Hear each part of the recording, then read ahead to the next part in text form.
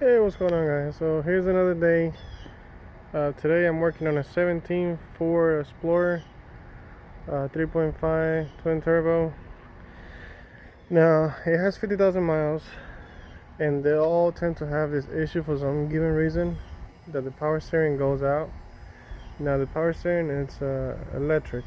It has an electric motor on it. It's not like back in the day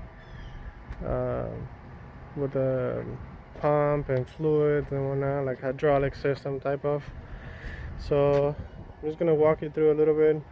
I'm not gonna go in fine details, but I'm just gonna walk you through how to get it done. Basically, you take your tires off. Obviously, you gotta take the liner here for this side only. Reason why is because you gotta take this little bolting here that hold to the subframe. There's three of those. One here, one here, and then one on the other side, right there. Okay, so you gotta take those three out. Then you gotta loosen your stabilizer linkage. From there, you gotta loosen up your tie rods. You gotta do the same process on the other side. From there on, you gotta take your mufflers, well, not your mufflers, but your downpipe, in other words, from the turbo to the exhaust. See, I got them laying over there. You gotta take those out. There's 4 bolts in the back, 4 in the front. You gotta take your motor mounts just on one side. I decided to take it off the frame itself and left it hanging on the transmission, the front one and the back one. If I could find it, here it is. Okay, and then from there, you got to make sure, obviously, that you got the car in stands, that it's not going to move or anything, because you are definitely going to be working underneath of it. Then what I did, I put 2 stands here in the front, holding the front of the subframe.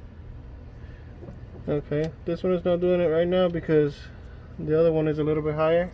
See, I got 2, one holding each side, so I could, it won't be as hard to play with later. I got the jack on the back of this one because that's where the weight is, basically. And then you start taking your subframe. Now, what I did, I took it from the back first, and these are the bolts, the big ones. This bracket goes like that. It has 2 screws, 2 bolts in the back, and then the big one, the same thing on the other side. And then you got your main big bolt, this one, for the front over here.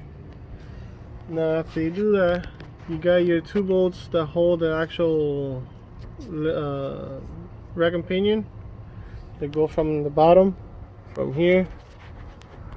They go from there up, and then bolt down to the rack and pinion itself. And then you got your 10 mil to unscrew this from the actual steering. I don't know if you can see it right there. So you take that thing out, you push it out, you're free to go. And then from there you got your wiring. Now, wiring,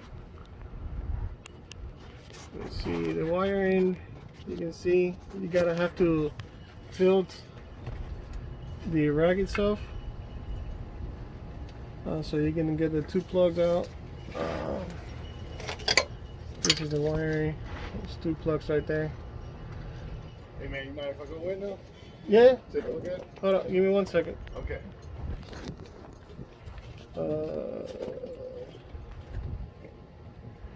And from there you unplug it, and from there you remove it, and from there you just put everything back together. Should be good to go. Alright, to the next one, guys.